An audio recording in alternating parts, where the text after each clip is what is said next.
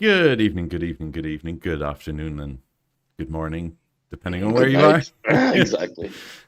I always started with good evening because it was evening, but now it's afternoon, so I guess it kind of stuck. It's just stuck.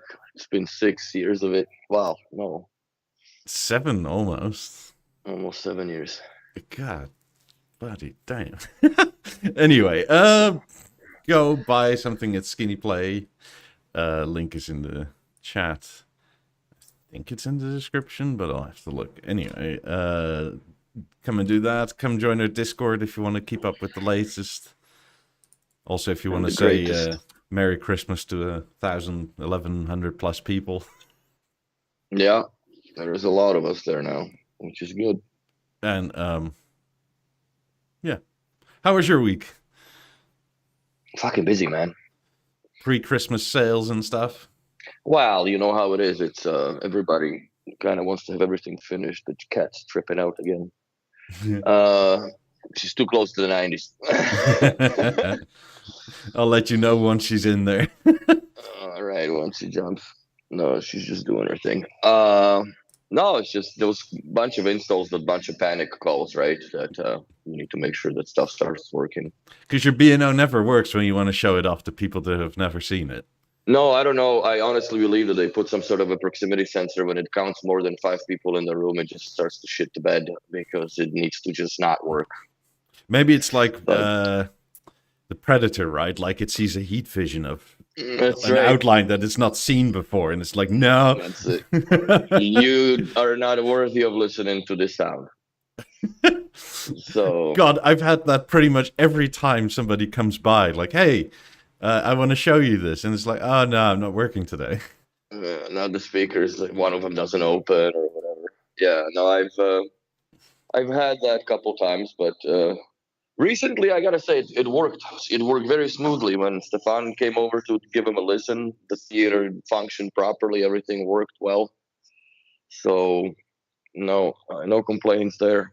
Haven't met the neighbors yet, but my kind of or music listening habits changed. Yeah. And the one thing that I find kind of a little bit weird is I can't really gain more dBs on the SPDIF on the speakers. I would have to run them through the theater from the 9000. So the a 9000 has its certain own sound to it, Yeah. obviously, even though it's out of the SPDIF because it's not being processed by the Mozart, whatever that would do to the signal. But then again, I would have to run it out of the DAC of the 9000, which is not going to happen. So, yeah, we listened to the 9000 my girlfriend's for the first time she saw it, right? Yeah. At work, because I had it plugged in, I put the CDs in, and because I dropped her off on Saturday to Mexico. So, yeah, we listened to it, and that's when she kind of was like, okay. And I was showing her the filters basically on the speakers, the narrow, wide, and I set her in the chairs. We finally had a little bit of time to listen to stuff, and she's like, "Holy fuck, man!" Yeah, that tends And to happen when you show people and 90s. then my week got even better when and that's not gonna be for anybody really, but my week got even better when I heard that the 90s are gonna go up again. Not just the 90s. I The know the 50s too. 50s too. God, this man, like at some point, either stop it or discontinue the product. I think it's too much. I think the B&O made a mistake in the beginning. They really went very cheap on them compared to what they are now. I think they should have came out with those speakers being retail price 200,000 US. That's where they should have started 8 years ago. I know it's astronomical and crazy, but they wouldn't have had such an offset of price increase to this point, where it's another 14%, I believe, in US, and some countries up to 20. Yeah, Europe is 20, so they're going to be what, like $180,000 or something? Mm. US. It's like the 50s are going to be 65, like for their base model. So by the time we put the aluminium grills on them and stuff, it's like 70. Yeah. and grills are also going up in price. They haven't discussed or haven't been a talk about how much, but it's gonna be more. It's gonna be more. So I don't know. I'm kind of happy with my investment, to be honest, because out of all the portfolio, this is going always up in value, regardless. So, if I were to sell them, I would never sell them for loss, which is a feels good to an owner, right? Yeah. Well, that's But the only investment about them, really, right? It's that you don't yes, really lose on them. I'm not so sure that's apt for lower tier products, but no, 90s and 50s for now, and God knows what they're gonna come up with for uh, for the 100th anniversary. I mean, 20s are pretty close to 20 already, Hmm. and there'll probably be 20 within no time. Like, when there's, what, like 30 grand between your 20s and 50s, surely there's like a 20 grand spot to put something in the middle there, right? Yeah, I think they should come up with another set of speakers that is in between the 28s and 50s, something like Lab 9-ish or Lab 20-ish. You know what I mean? With the big woofer in the mid in the bottom, firing forward, not downwards. Uh, Too bad, not wall mountable, but I would introduce something like that. I don't know if I would. I don't know if they're gonna like keep the acoustic lens really. You know what I mean? Because a lot of that is algorithmically now done with Also, the DSP. they pay a license every time they use that. Because that's Mm. still was it Salsalito Audio Works, yeah. yeah, That's. and they licensed that. Oh, really? I thought the BNO bought the company.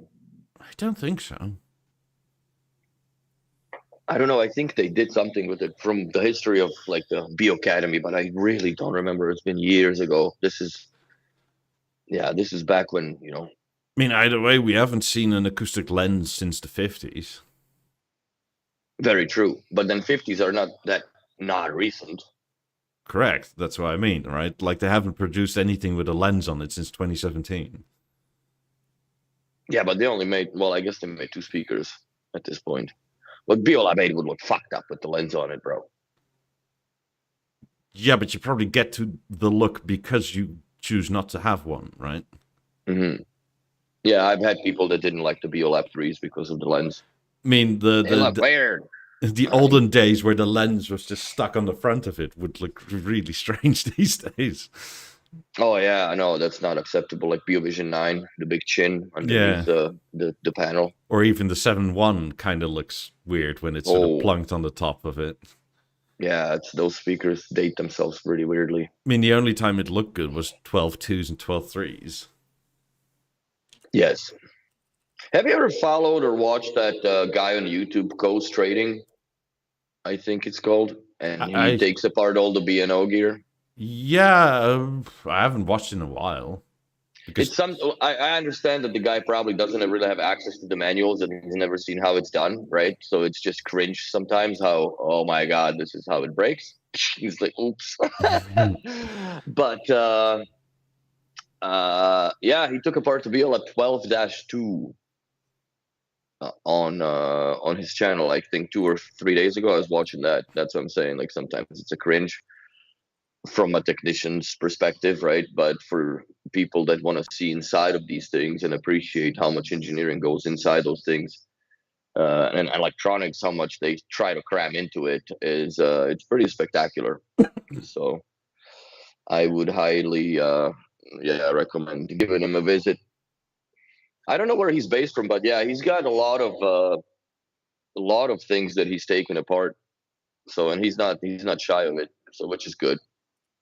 But yeah, if you're interested in seeing the guts of whatever you have, beloved, it's there. I don't think there is a BioLab 5s that he's done yet because they don't really just die and get thrown out. You just no. repair the chassis and it moves on. But everything else that is basically recyclable, he has had on his channel, or almost, I guess. So I'm just looking around, even a moment. Yeah. No, he's got everything there. Can I get bespoke theater 83-inch LG panel size and supported on the stand? Yes, you can. It's not a big deal. I don't know how much will you bleed out of your wallet for the 83-inch wings, because those are under the bespoke program. Those are probably somewhere between 1,500 and 2,000 euro. Yeah, that's probably what you're looking at. The SMI is the same. It's not a custom one. It's just a 77-inch one. Yeah, and it fits. Yeah. The weight is not an issue. So yeah. Yeah, that works. It's just one thing, depending on who your dealer is, just make sure that they don't give the original MSRP for the 83-inch panel, but the current one. It's gone lower? Yes. I think, well, G5 is on the way, right? Yeah, but I mean, I think the original one was like 7.5 grand or something. Oh, and wow. I think current MSRP is like 5. Oh, so that's a big step. Yeah. Yeah, I remember when I bought my 83, I waited on purpose a bit. Well, two things, right? Like initial bugs with the theater, and then the price drop on the 83. But like 3-4 months later, it was like 800 euro less. Yeah, it feels bad. Well, it's fine, right? Like you had it for that amount of time, and I still have it, so it's not like I notice it like actively. I don't even remember what I paid for my G2 panel, but it was just all packaged. Like, you know what? It is what it is. I mean, I remember I can't get a better panel. Yeah. I mean, I remember when I bought the 77-inch Harmony, right? Like that was the what was that? That was this C9, I think, originally. And I think for the 77-inch, they asked 7.5 grand. So it kind of feels bad when now like the starting price is like 7 for an 83. And it's the G, not the C one, right? So there's that. I hope they come up at least not with a new Harmony or something that is mechanized, that is more sexy for the 100th anniversary than with the theater or better power. They can easily do better power or more power. I honestly wouldn't mind going back to a Harmony with the same Harmony power if it had the internal theater guts. Well, but at that point, why not just rebuild it or make a new one? Maybe different, I don't know, wings movement would be different. What, they come from the top? I don't know how you would change that, but, you know. But they start flapping nice. when it opens. Oh, boy. So, yeah, that could be something. I mean, in my situation especially, I don't need the power from the center. Neither do you. But the theater really, but it keeps up pretty well. Yeah, I have to admit, it does. Like comparatively to Avant, it keeps up pretty well. I mean, the Harmony kept up pretty well, except for bass, right? But just redirect it all. It's fine. Avant was a little bit more thinnish on the vocals with the 90s. Yeah. I never really, I somewhat fixed, or it got somewhat fixed. I remember the Hendrix video with the interview with Jeff Martin when they were talking about how to set up the center channel with 2 dBs more on the center, and then left and right speakers should be 1 dB less or minus 1 dB. Yeah. And the distance is the center should be 20 centimeters closer to you, so you take it off on the slider. And apparently, well, and that fixed it on the Avant.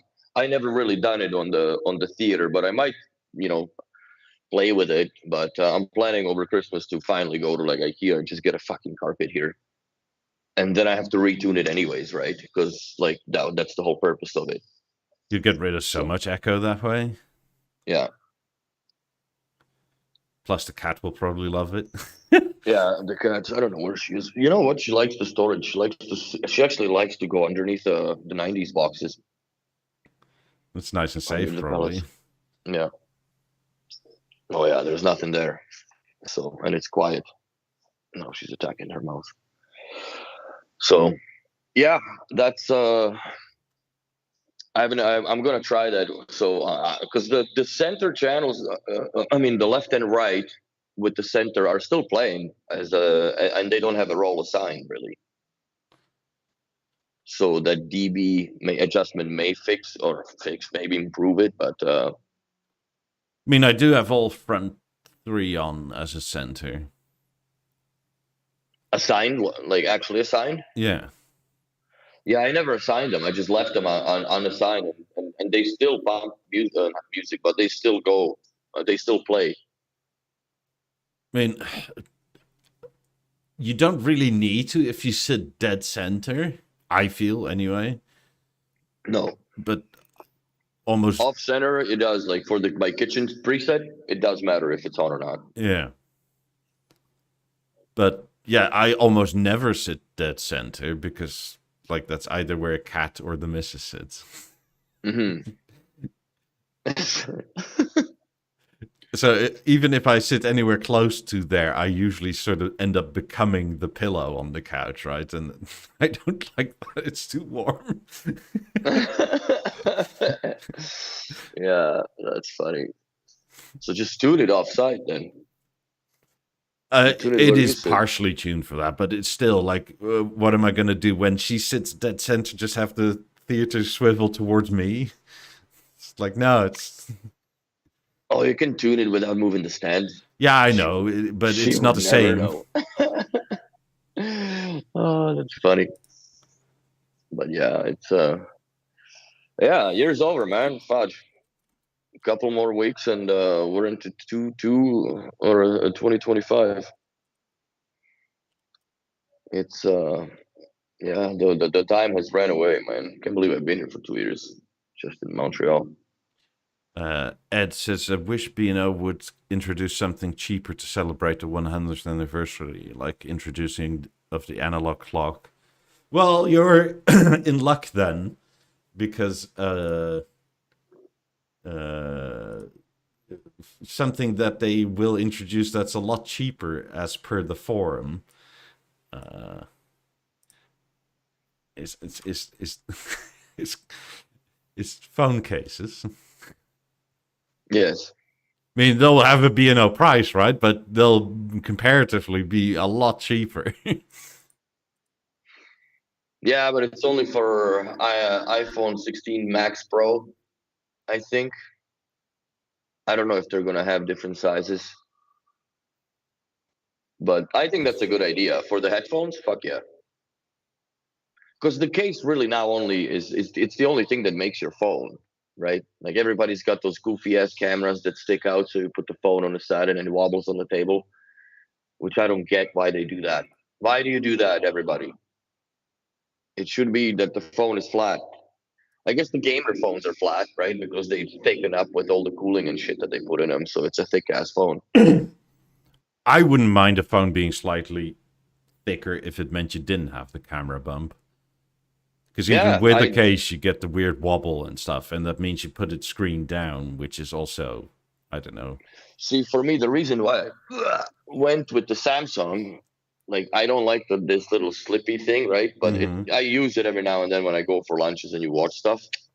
But there is no camera's actually reset, so the case is thick enough that it hides all this stuff. It still sits a little bit crooked because of that goofy ass strap, so it's never perfectly level, but it doesn't wobble. Yeah. So, and I kind of sort of need to buy another one because this one had saved the phone a few times, but I don't know. Just the shame is that it's rubber, and wearing rubber in your pants all day, like it just chafes off everything off of it. It It also slowly sends. pulls out the inside of your pant or your pocket every time you pull it out. Yeah, that's what I don't like. So that's the only issue with this phone case. But other than that, the only issue that I ever get is with the freaking app. I don't understand how sometimes the app doesn't work. in other all serious, I wouldn't mind them making another round of clocks, although I wouldn't think they would be like cheap for a clock. They'd probably be €500 or something, right? For a platinum Yeah, I clock. don't know. I haven't seen for the clocks. Probably they would go more. Yeah. They would go more. I mean, in realistic terms, in terms of speakers, I think the bottom end of the Beolab range is Beolab 8s. I don't think they'll do anything below that. No. Well, anything below that is like emerge or level. Yeah, that's all thing. Beosound, which I guess now works, but well, yeah, they're kind of hybrids now, more or less, as a speaker. I mean, even the Beolabs are hybrids. Mm-hmm. Which I still don't think is the best idea, but whatever. Maybe they'll come up with a subwoofer that's Mozart. That'd be a good idea, in my opinion. Yeah. I would almost want them to make like a proper one, right? Like use the big driver from the 90s or something like that. Holy fuck, bro. That would be a huge box.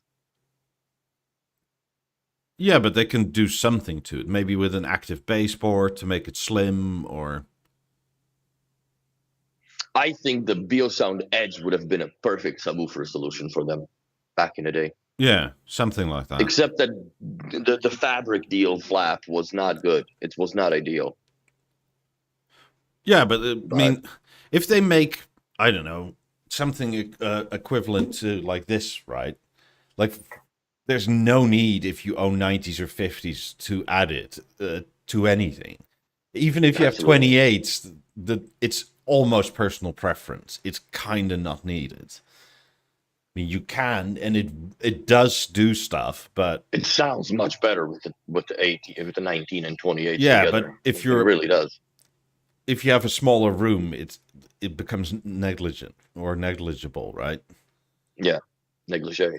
I mean, if you have a bigger room, then I personally would say if you have the funds, go for it. Yes. But I mean, that you could add a big ass sub to the 50s and get something out of it. Because, I mean, in the end, there's only so much those 10-inch drivers can do. And they already have the driver, so... Of course. I mean, and it's not like that thing is that thick, right? Like it's no, like that. It can go. So, like, you... Well, that 9-inch woofer on the edge, it's pretty capable. That's a 10-inch, isn't it? Or 10-inch, and it's pretty slim. Yeah, exactly. But use that baseboard technology if you really want to extend it lower, get rid of the pressure, and therefore can make it a smaller thing. Now, the only problem that mechanically that I had seen, because I've never even thought of that before, was that they had a lot of oil leaking inside that mechanism on the edge. It was leaking a lot of oil. It was fucked up. And well, maybe they now have experience with it, and they can use that that white, the POM material lube, that's in the stands. Exactly. That's what I was surprised that they didn't use that material to actually lubricate all the plastic wheels in it. But it was oil, and yeah, over time it just seeped right down the port. You could see it. I actually cleaned the one that I swapped the chassis that I was telling you about. Yeah. This is a few months ago now.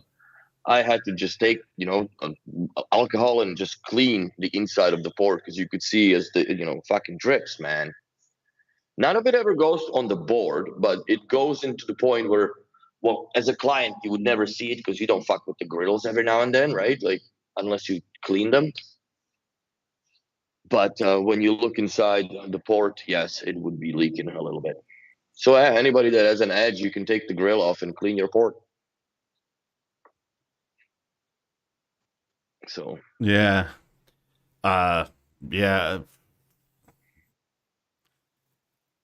don't know. Other than that, something should be between the 28s and 50s. I feel there should be something there. I don't know if it's worth 100th anniversary of a speaker. You know what I mean? Yeah. But it'd be better than the headphones or earphones. Like if they're coming out with something that the rumor has it that they're gonna come up with something that has the same capability, which Amadeus platform then, right, as the H100s. Now the price of those is gonna be probably crazy. I wonder how they're gonna fit all that electronics inside it, plus the battery, plus all the microphones. I don't know how. You have to be able to make these microphones so small nowadays. Yeah. Because if you look at the 11s, right, versus the 10s or EXs, there's 2 more microphone ports on each. Yeah. So they have to be already part of the board. It's not something that's fucking solderable. Like there's nobody that goes in there with the little tweezers and like it's all part. That whole thing is one board. I'm certain of it. Pretty sure, yeah. And wonder where the battery is. I mean, the battery is going to be tiny. Yes. Or maybe the battery's in the center with all the interface. Well, then how do you fucking run the microphones? Yeah, I don't know.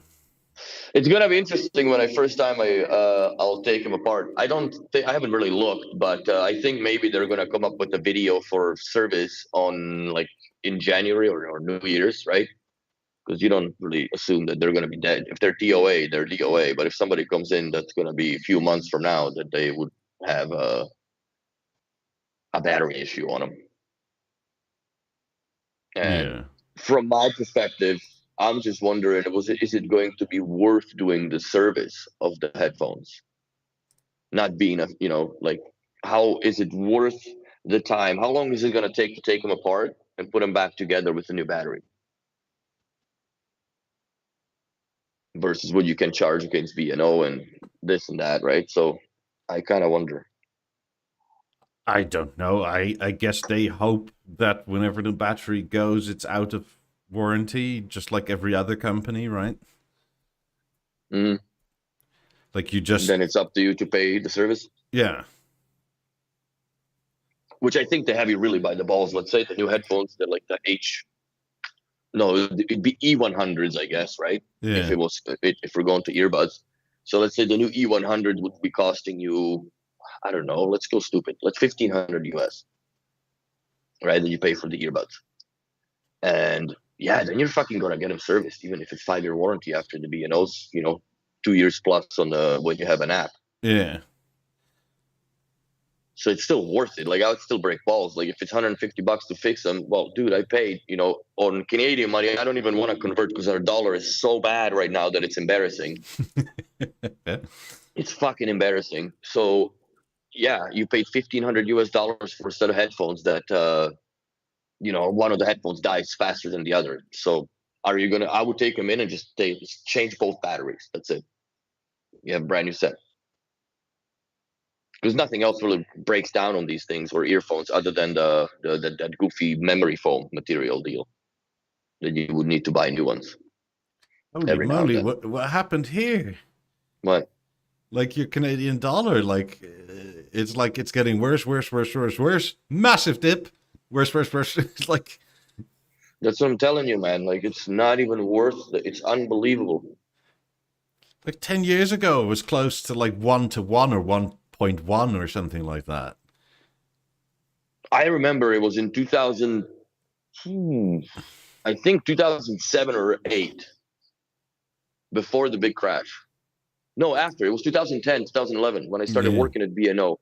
The dollar was equal to Canadian, US. Yeah. Like it was 1-to-1. It was great. A lot of Canadians went shopping to fucking US, right? Because it's 1-to-1.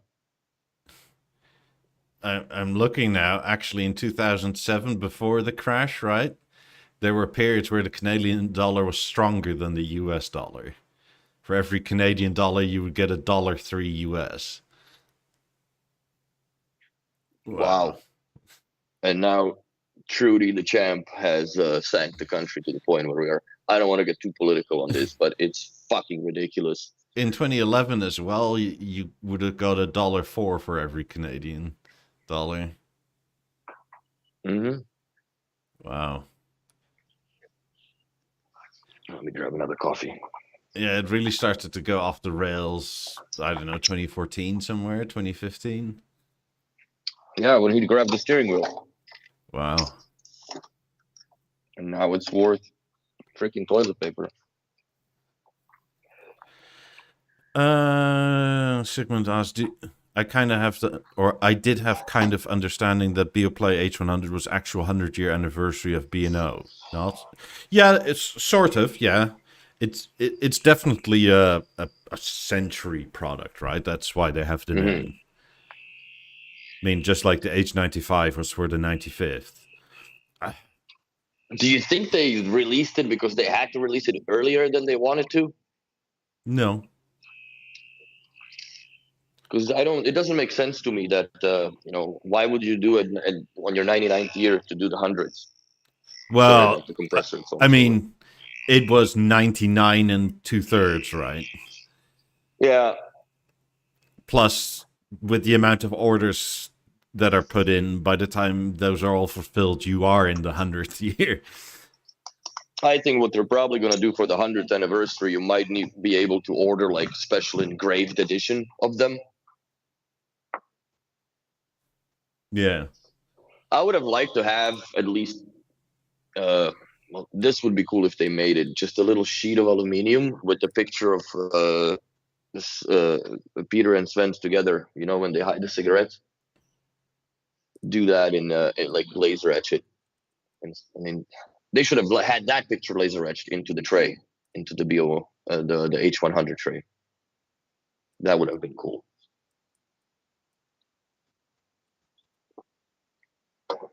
So, anyways, what are you looking at?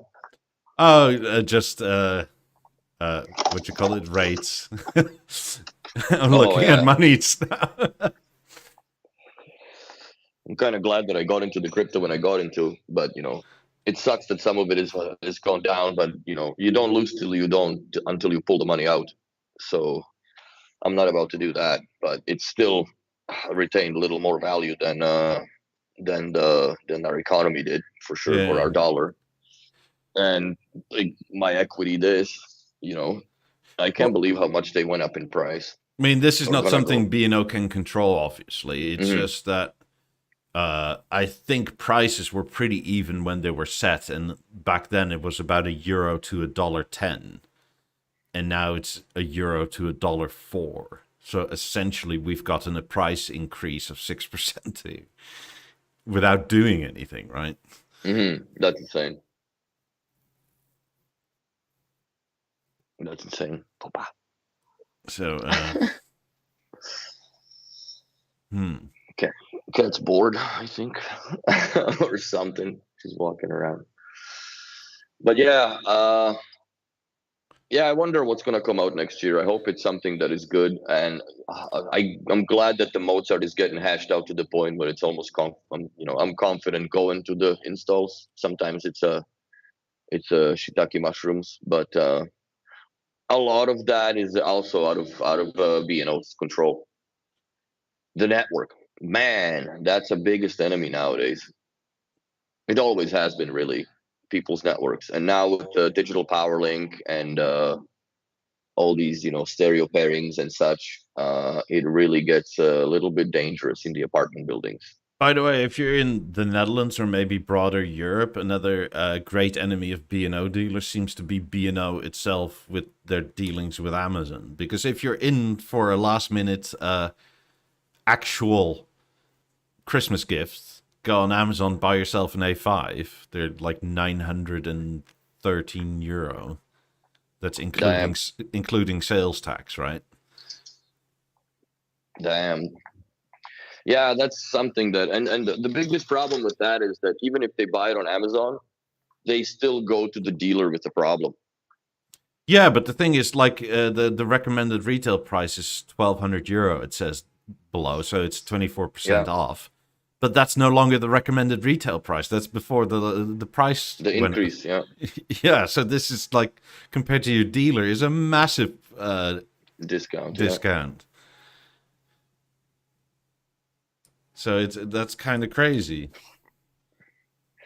Do they not tell you, really, as a dealer, install in advance what's coming out? Of course they do, bro. But if I were just to leak all this shit out, I know what's coming. I'm honestly just fooling around. I know what's coming, but I can't say it. And well, also sometimes they only tell you like a week or two in advance, right?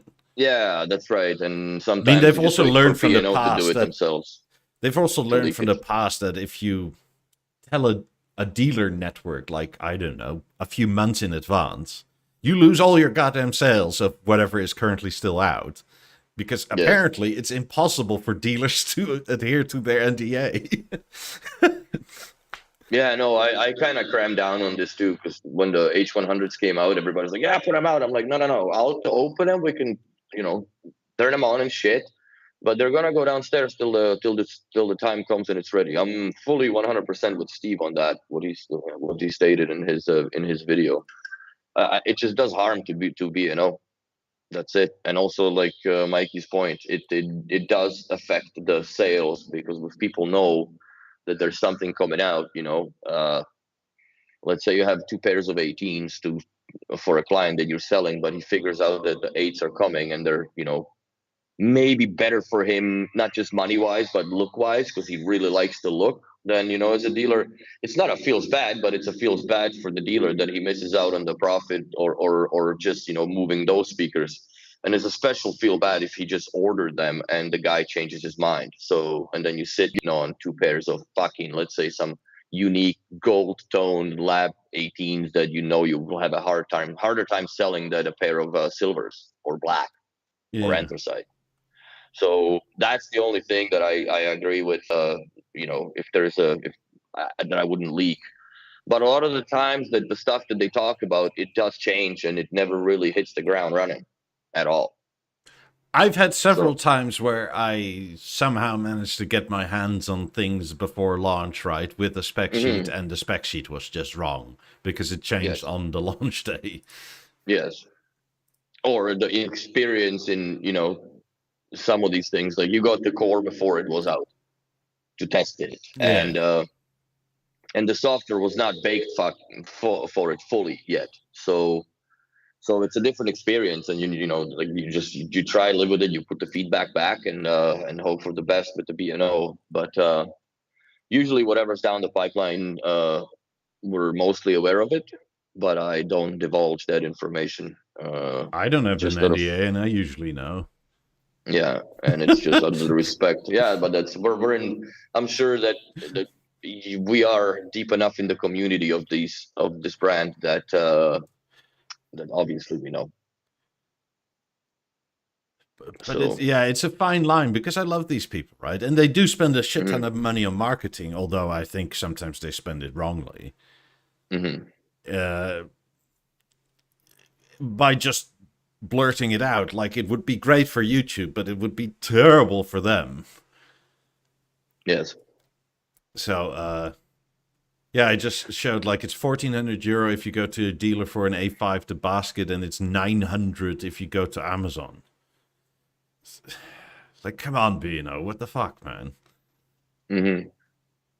Like, Amazon is probably sitting on it because it's not going fast enough. That's what I think, and they just drop it because it costs them more to recycle it really than just have it sold for stupid money, which also then damages the image of the brand because like, oh, how much did you pay for that? Oh, I bought it at the dealers for fucking $1,700, right?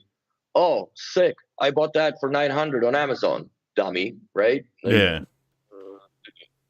so then it also shifts in my opinion, it starts to shift the buyer's behavior where they start looking first online for deals before they look at the dealer and the actual experience of that. And I think that's where the Amazon nonsense really brings in the hurt. I sort of understand the Amazon deal with B&O or B&O's deal with Amazon or whatever, right? For North America. Hmm. Because, like, where do you go in North America? Like, that's kind of the problem, right? And Amazon is everywhere. So you have a Yes. distribution line that just works up to Alaska, right? And it doesn't really cost you anything. Hmm. But like for places like the Netherlands, where like you can literally find a dealer within half an hour drive just about anywhere. Well, that's a different story in Canada per se, or even Yeah. US. Like, you know, you're lucky that you are in a state where there are more or less multiple dealers, right? Yeah, Come to there's think of it. Well, you have a CI, and then there's Bob with the store in Miami. Yeah, and there's a store in Orlando. And there's a store in Orlando then too. So there's 2 proper stores and I think 3 or 4 CIs. So that's very well supported, in my opinion, for B&O. Compared to the rest of America, it's amazing. Compared to the rest of America, yes. It's like if you live in Dallas, that's a SOL, right? Yeah. I mean, if you live Andrew in Chicago, in Arizona. Andrew's in Arizona, right? I think somewhere in there. Yeah, or Texas, where somewhere. That's where Brian Watt has a store in Phoenix. Yeah. So that's where those 90s came out for the review, essentially. So I wonder. I think. Well, that's the gap between everybody else, like that, because that's another store. He's on, I guess, on the. I mean, we had Josh on a while ago, and I think he had that amazing B&O home, right? Mm-hmm. And I think he was in like North Carolina or something, but like, yeah, everybody that came to help him came from New York or Boston or something like that. But that's like 2 states over. Yeah. Which is like, you fly at that point. Yeah. But see, the problem with that also is, as far as the support, like I would never fly with my tools ever again. I've done it. This is one of the first experiences that I've seen, and I was flying to Vancouver, actually, to Abbotsford, to meet with Brad. And we're just gonna do an install. I think it was at the time it was a 65-inch BeoVision 4, which was a lot of laughs because it was pre-Avant era.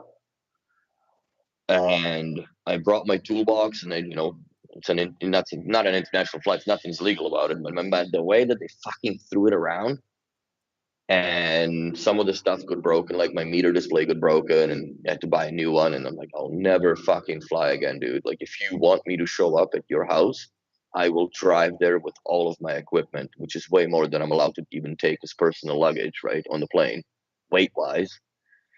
And that's the only way that I'm going to do that. So if I have to drive, I'll drive. And I usually do. Because, yeah. Like, even when I was working in Calgary, I was like, if I had a job to do in Vancouver, fuck, man, it's a 11-hour drive. But you drive. You stop a few places, take a piss and eat, and 11 hours later, or basically in the evening, you're in the Vancouver. So the next day, you just go to the job. And that's it. And funny thing is that what ironically on that is that I was basically wood brought into the forest because they have a B&O store over there. But people that are from Calgary, that knew how I, obviously conduct myself as an installer, and the business is of its own. They just, will pay for you to come out to do it. So yeah, which I sort of understand the calculation, but like coming from Europe, right? Like, it's such an adjustment where, like, I don't know, let's say you look at 50s, right? And they're currently, 59 grand or something over here. Mm-hmm. That's ex sales tax. So by the time you have them, you're, I don't know, let's say 65 grand or something. Then you have to pay somebody to come and install it.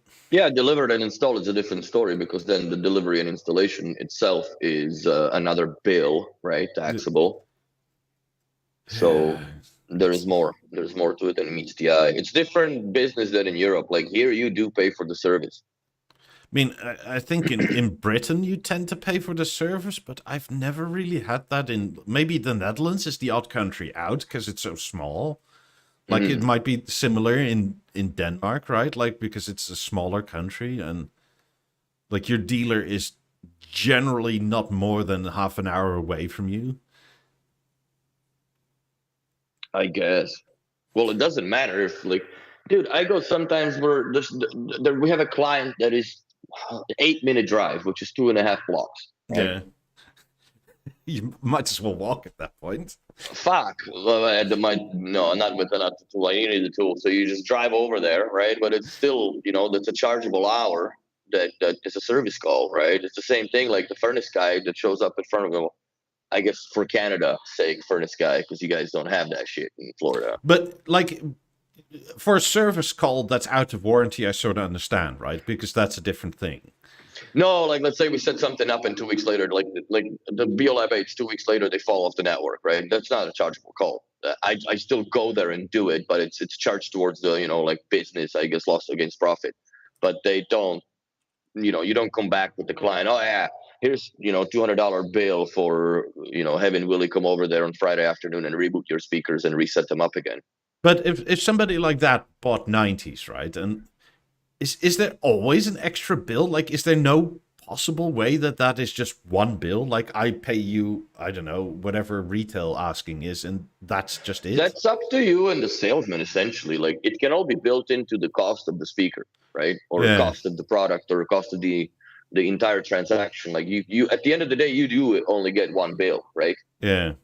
So, and usually what happens with us is, they quote out, the client pays a certain amount of whatever, and then the only time that there's an add-on is if there's some shit in the way, right? Like, let's say it's a freaking not a surprise in Montreal, a brick fireplace, right? Which you barely can bring fucking power there, because you can probably rob it off of those side lamps that are never used from 100-year-old cable, right? Which is also like, do I want to touch that? And but how do you bring, like, let's say, network or something, right? So, or HDMI, like, you can still, you charge parts for that, and that goes as a separate transaction usually.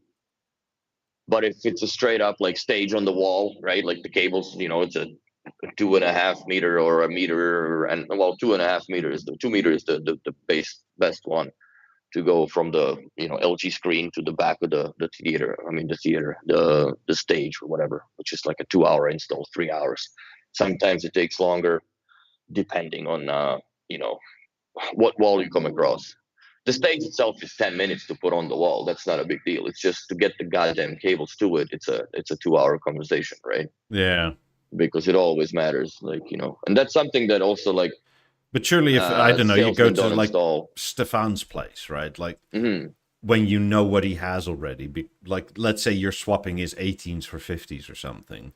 Yeah. Like, you're not that's really. Fuck all. That's more like tuning, right? Like that's something that, if that, but then again, that's between him and Karim as a sales guy, right? To figure this out.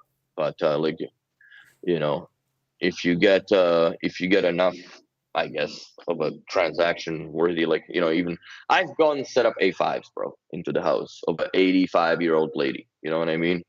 Spent their hour with her setting up the B&O radios and turning up all this mono shit from the AM stations that she's grown up on, right?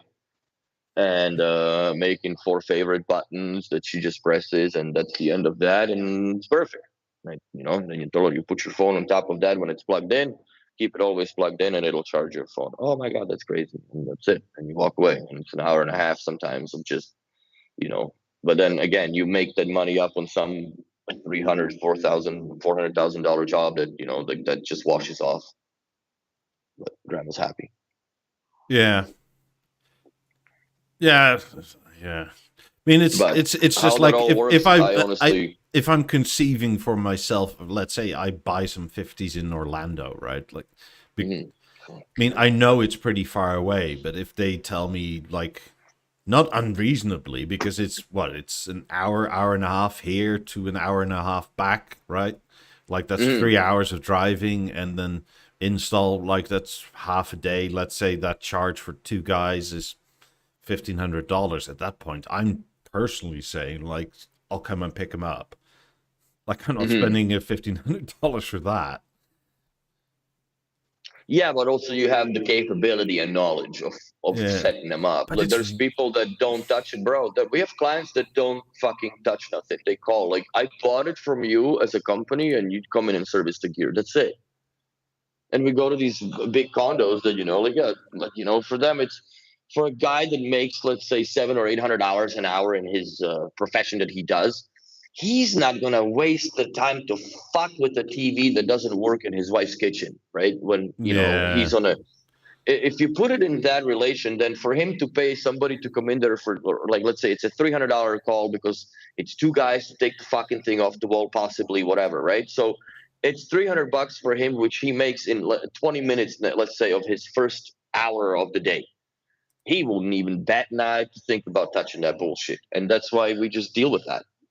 So it's a completely different point of view on installation. Or so there's like, I'm the same way, bro. I don't even want to have the fucking guy to come in and hook up my internet. I could do it myself, right? But I don't have the connectors. So okay, you trim out the cables and piss off. I'll put this thing on the wall myself, and that's it.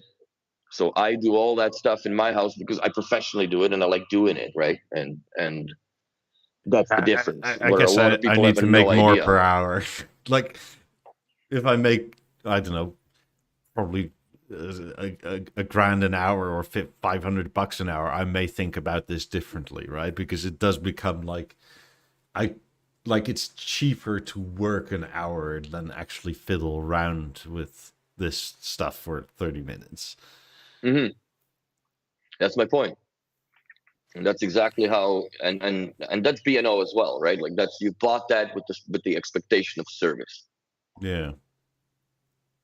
You know, depends on how dealers do it, but we do it that way. That like there's a certain thing that's expected. Like even, fact, man, we've had so many times where like the internet falls off in the neighborhood, right, because of a power outage or something, right, and the node gets kicked off and there's no fucking internet.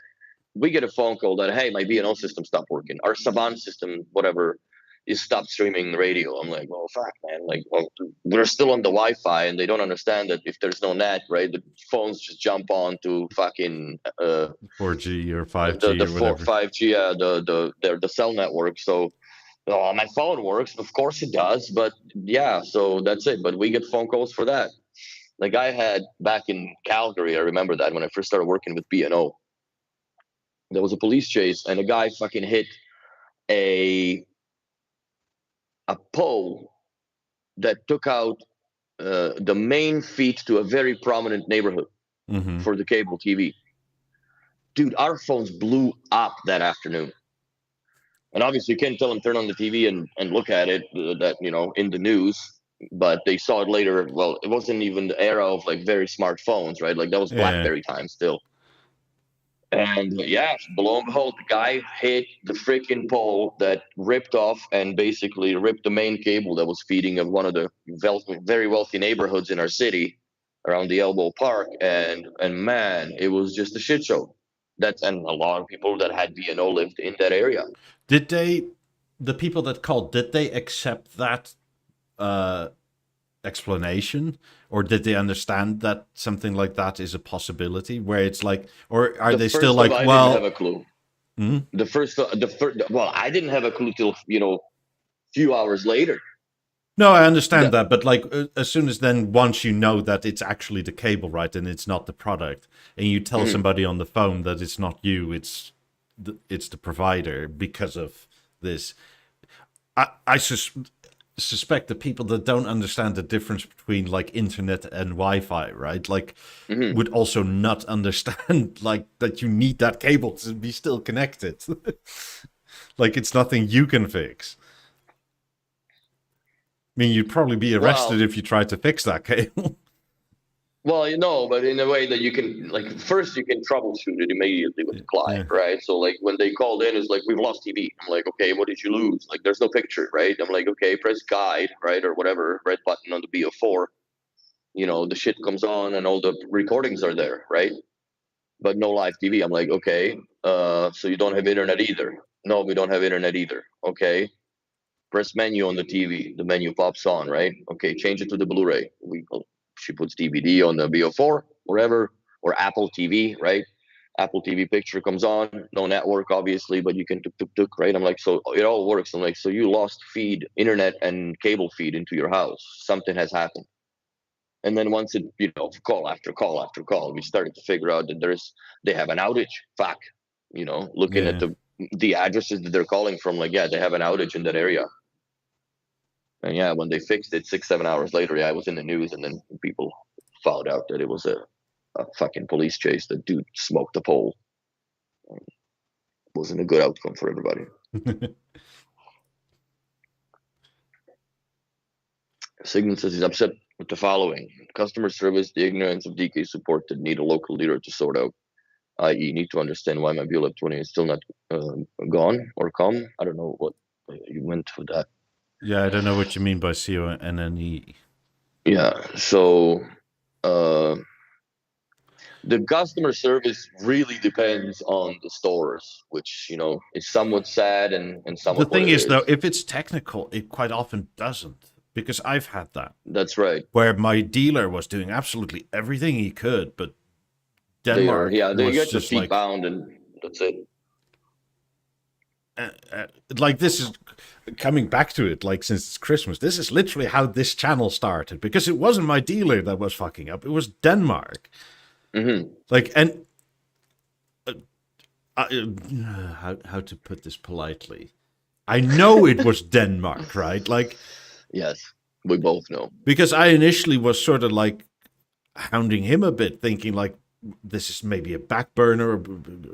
It's like, no, I came to find out, and I think it was accidental also partially, that I figured out like that Denmark was essentially saying like, what are you coming to us over?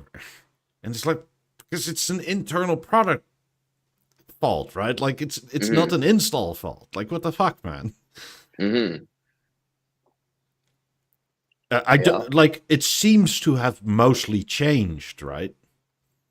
But it has gotten better. But if your dealer, I've heard from some dealers that sometimes they also go through the similar thing. I.e., like they go through that first layer where people just pick up and sort of tell a dealer, "Have you turned it on and off again?" That shit, right? Mm-hmm. Like as a dealer, like, God, you only have so much time in a day to go through that bullshit. Well, that, and also there's only sometimes the biggest problem, let's say, with the servicing of it is, right, Yeah, that if I'm in, I don't know, if I'm in South Shore, which is about an hour drive from the store, right, which is across the bridge and water, and I have a call in Nuns Island, it's still doable. But if I have a call in Laval, then I have to go across the entire fucking Montreal and Laval, and let's say middle or edge of the Laval, right? Or those, because that's where the nice homes are. They're close to the Saint Laurent River, and it's sometimes 2.5 to a 2 hour drive. yeah. So it doesn't make it economical for so then the scheduling becomes an issue. Like, when do we have, because we usually have somebody that, or there are people that live on different sectors of the city that, well, you know what, let's have Michel Andre go there because he lives in Laval. But if it's a P&O specific problem, then it's better to send me, right? Because I have a thorough understanding of the how these things work. But usually, if something simple, they go and I call them, and or they call me and I walk them through whatever process. Because at least it's having somebody that is technically savvy going with you through the procedure than trying to tell the client, okay, no, it's the three dots. Fucking, it's the three dots, call this at the top. Okay, and you can't. I don't know, and then you fucking in the wrong screen, and so it's better to do it that way. But it's more efficient. But that never really. Sometimes it just can't happen. But yeah, the distances do play a role in the service and how far and Yeah. fast we can move about. But usually, in Quebec-Son, the service is pretty immediate.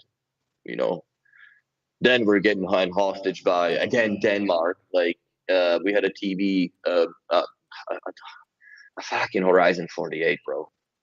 The video board is gone on it, right? Yeah. It's been 2 months that the delivery order gets pushed up by 2 weeks, 2 weeks, 2 weeks, 2 weeks. Meanwhile, the lady sitting there with fuck all on the TV on the wall, right? Other than Yeah. an HDMI and a power cord hanging off the shit with the network cable for everything. And yeah, it's been 2 months almost now, and it's bullshit. But it's now, why doesn't Denmark have boards of these things when they knew they're going to be crap at some point? And it's I don't think hers is within the warranty anymore. I don't think so, but still.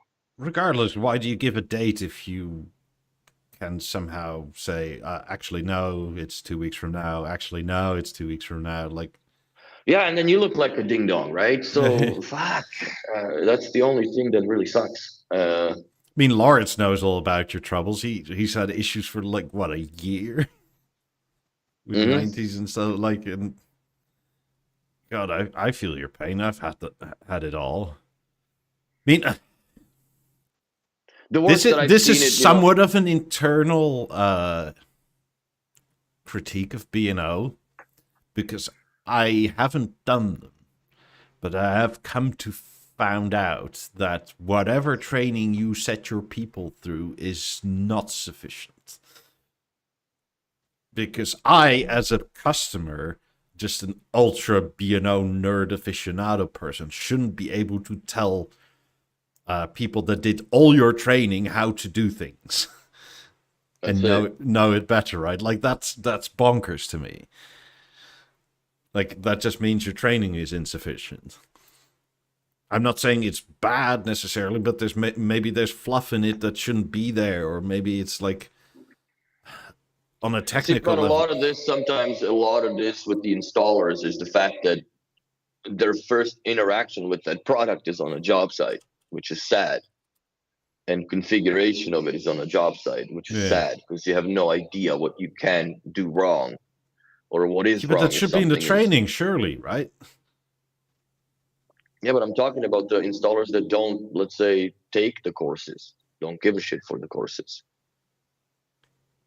or Hmm. they're not on the list, right? Because you have to be registered with the in the Denmark as a technician, and then you have mandatory courses. Otherwise, then it affects the profit margin of the store. I think that in a way they dock your shit or they kick the guys off. And if you just don't list them and you have 4 or 5 installers in your store that really never done shit other than put it together in a showroom once, and then you let them out in the air or in the field, then things come installed weird or weird things happen. But I had seen a lot over the 10, 11, 12 years, 13 years of doing B&O, from sales to design architecturally with the designers all the way to putting it together, installing it, programming it. I've seen it all a number of times.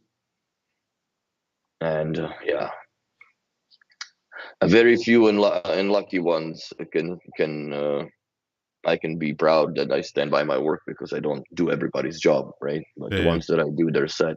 Everything on the B&O side is done right. And then, you're just a victim of how many wires you have coming out of the wall, if you have any. And that's a different I mean, story. for a lot of people, the dream is just the power cables, right? And I understand. Yes, that's it. If I didn't have 50s, if I had 28s and less, I would also just have power cables because why not? No, exactly. Because, but then, do you WISA or do you BeoLink surround? By the way, Sigmund, if you're having issues with your 28s flaking, right, you could try the new BeoLink surround, see if that's any better. Yeah, I think the also I would do the factory reset 3 times physically on them in a Yeah. row if there's a problem, because that seems to purge whatever is stuck in the back of the memory of the chips sometimes. I don't know why, but it's one of those BNO better be safe than sorry things to do. But I would power cycle them, or well, they power cycle themselves. But as soon as their orange light is flashing on the top, ready to connect, and you can see them in the app, you go ahead and goddamn hit them again. Hold those arrows down for 10 seconds and reset them. Reset them 3 times. Put them in the group. I mean group. Put them back in your account, and then I would recommend trying the digital power link or wireless Wait, power link. Or Laura says the BeoLink surround doesn't work. Was that your experience? BeoLink surround doesn't work on what? 28s or 8s or We have 8 set up as BeoLinks around in our shop. They work flawlessly. Actually, I would have to say that they're most solid connected product to one another than even the stereo paired lab 8s we have to fucking do every now and then to reboot the secondary. So huh? No, yeah, you need to look and see what your software is, bro. Or do you have automatic updates turned off completely, and you're wondering why your shit is weird or weak when you're in probably 2.4 software? Like, you need to go and update your speakers too. Uh, Also, if you had them in a DPL, I don't or WISA, I don't think that they update themselves. It's on the latest on all of it. hmm. 4.2, Callis, there's no way you don't have power DPL, or they effed up somehow and took it off. For Sigmund, I would advise, actually, you do not need to not use 5 gigahertz, right? You can happily use 5 gigahertz Wi-Fi. Just lock the channel it's on. I Like, think it's better, especially for Halo. You need a 2.4 gigahertz. sure, but if you want to use 5 gig, there is no reason to avoid it if you lock your router to a channel. Like if your channel selection is set to auto, your router will every so often do a sweep to see if it's in the most empty space, right? And that's where WISA messes up. So I use 5 gigahertz for everything. I did in the last place too. But as soon as you lock the 5 gigahertz channel to anything, right, it doesn't really matter what it is. You have a so much better WISA experience because it never overlaps, because your router doesn't do the sweep thing.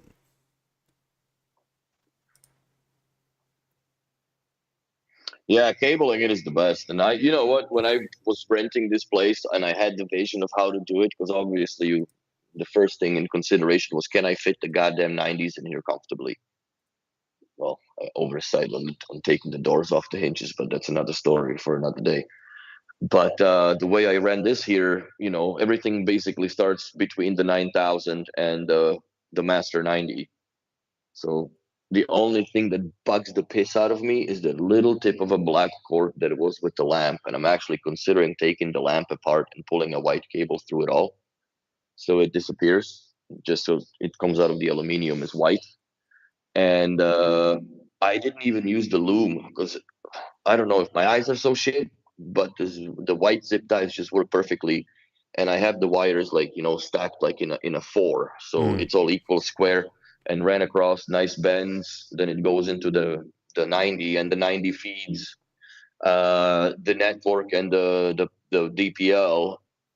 It feeds the network into the TV, into the theater, and theater feeds another power link. So there's 4 Cat 7 cables going out of the master, and it's pretty neat and pretty tidy. I just don't like the back of the tail of the theater. I need to shorten the ding dong of Yeah. the loom, but everything is wired here. I don't have much issues other than, well, the Y-Sound, the 18s, but they don't matter. They've been solid for years and years and years since I've had them, so they're all good. And the rest is on the wireless network. I don't even know what fucking frequencies they're all are on, but I can check, I guess, in your app. You can do the network analysis of all your products and tells you Yeah. what their status is and how good.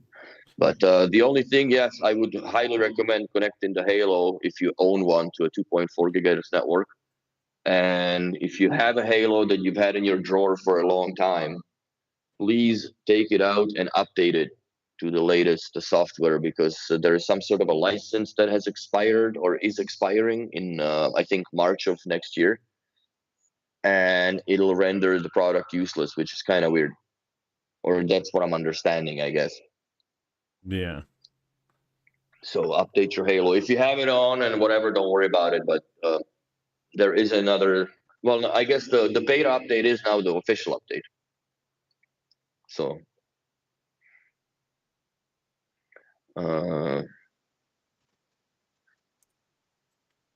yeah, that's what I need to do, and also when I get to the shop.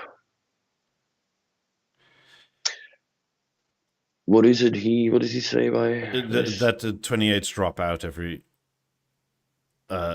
so often over WISA. I have seen that. Yeah, I had the same when I didn't lock the 5 gigahertz channel. because it does a sweep every so often. As soon as on your router you lock the channel, it's all fine, because the B&O bit doesn't sweep that much, and also sweeps in different ranges. And I think those ranges tend to be channels over 64 or 68 or something like that. So if you find some empty space and just lock your 5 gigahertz to 44 or lower, you're fine. Like I used to have that 5 gigahertz interference every, I don't know, 2, 3, 4, 5 days, depended a bit. And once I locked it, that problem completely went away.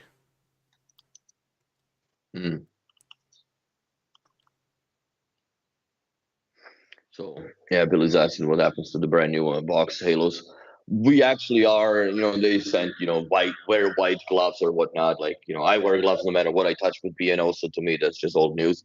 But yes, in the BO news, it said that we are, as a dealer, we are to open each new box that you have in inventory and perform an update. So if you have, like in our case, we have a Halo that is wall mountable,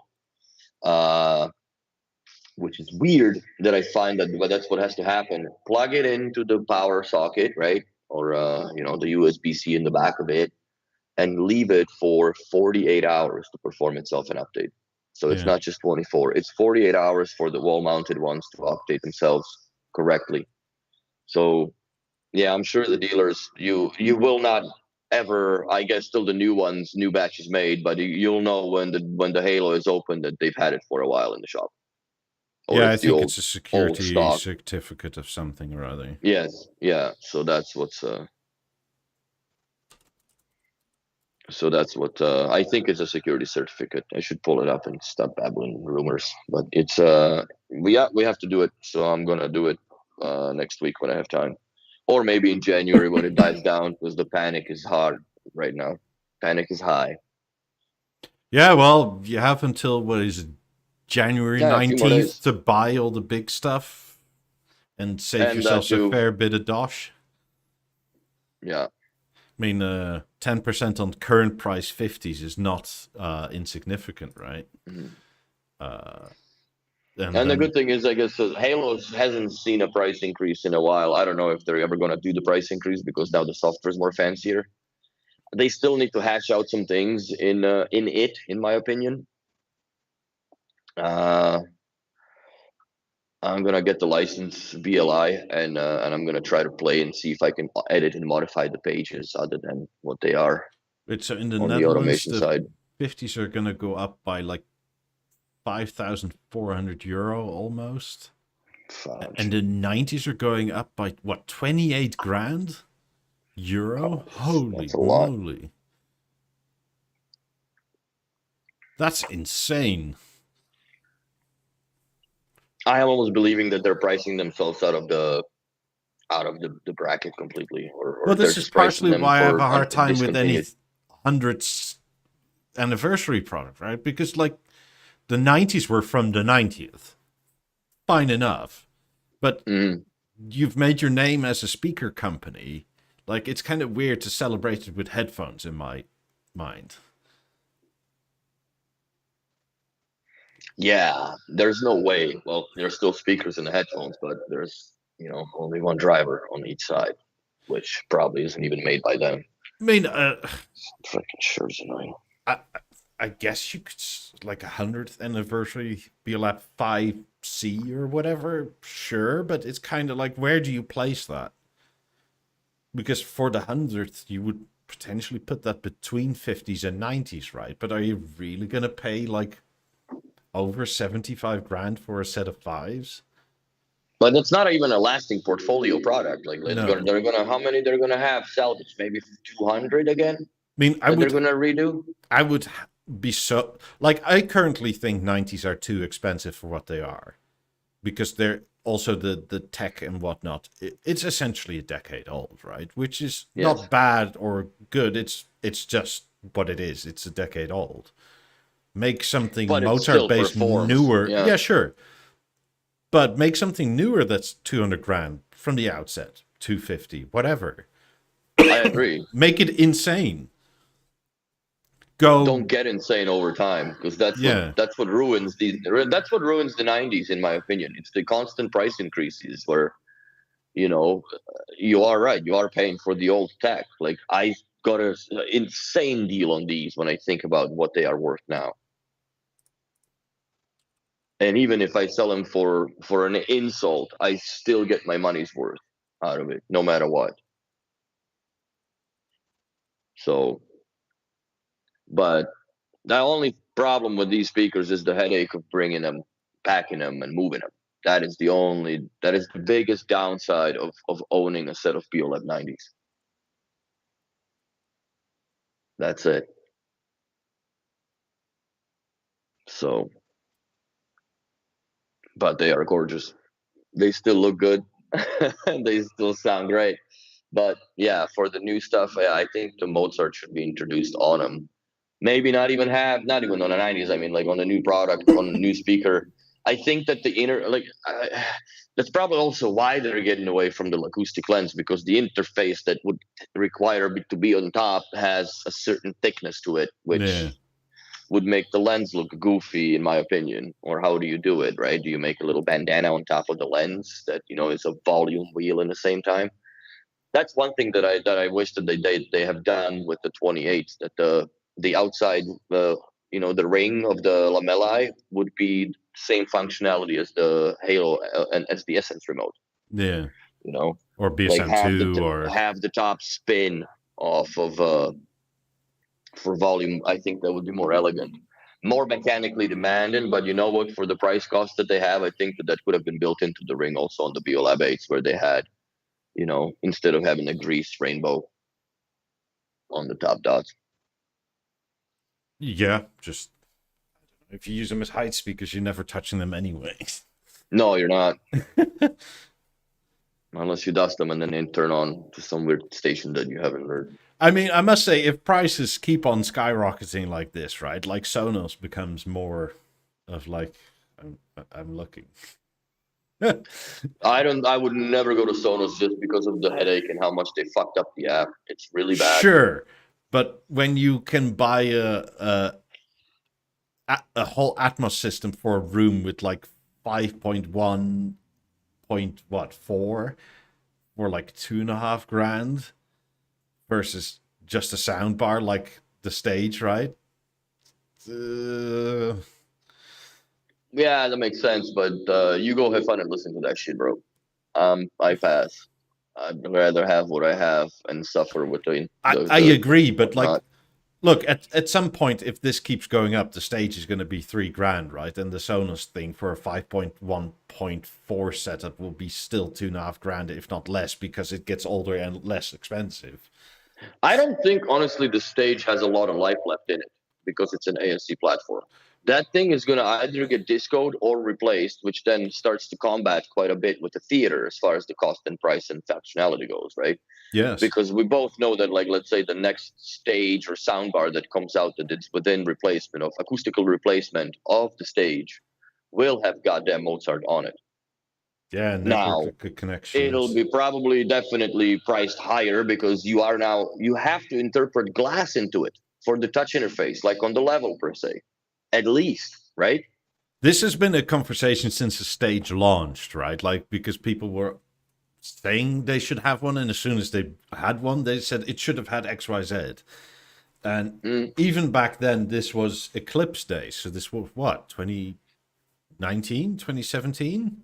Yeah. Like, the DSSE board that you would have had to add was €950 or something, replacement value, because mine went on the Eclipse. Or like, no, it didn't go. Like, there was some HDMI issue from factory and they replaced it. Mm-hmm. And it was, I got one of these repair bills, right? Like, where you see the cost, but reimbursed, and like you pay not, which was kind of nice. But like, back then, I even said, like, if you want all this, it's going to be 1,500 to 2 grand more than what they were asking. And that was when the original one was €1,200. And now it's what, €2,000. So you're going to add at least, if the stage gets replaced, it's going to be 4 grand or more. 100%. If they're definitely going to put Mozart in it, so then the DPL capability will be there. What I don't understand why the DPL capability is not unlocked on the BeoConnect core, because to me that's a vanilla Beosystem 5, really, if you consider the fact that you can use a power link for a center channel speaker of any kind, right? We can put a Beoamp 2 and a fucking passive soundbar to it or whatever from the power link, and then have the four, Beosound Essence or whatever levels emerges around, and have an actual surround system. So I think, Matthias, what about the theory about connecting speakers to the stage we spoke about 2 episodes ago? Won't that be possible, right? I think, honestly, if you ask me, that's bullshit. Because if that was a capability that was possible to do on the ASC product, I think that would have been introduced much longer ago. Yeah. What I was saying at the time, and still am, like, I got this from B&O Manchester, right? Because I've said for the longest time, like, just software-wise, it was impossible, or platform-wise. And every so often, weirdly, I got a comment and I think they almost always refer to B&O Manchester. And from what I understand, there is a way potentially to do it, but it's third party, it's not native. It's Almando. It's doable with Almando, yes.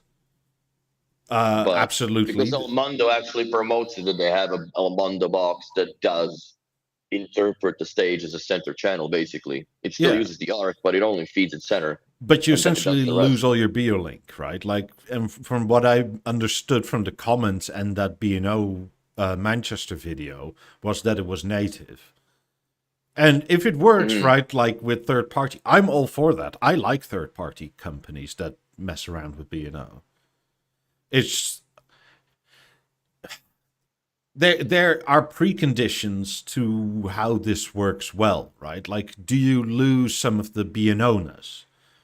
This is partially why I personally wouldn't do the Almando solution, because you lose the BeoLink.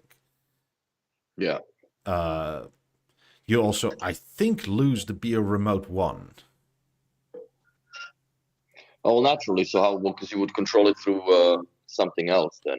Yeah, like the LG remotes, or something like that. Is this a bad or a good thing? It's kind of in the middle.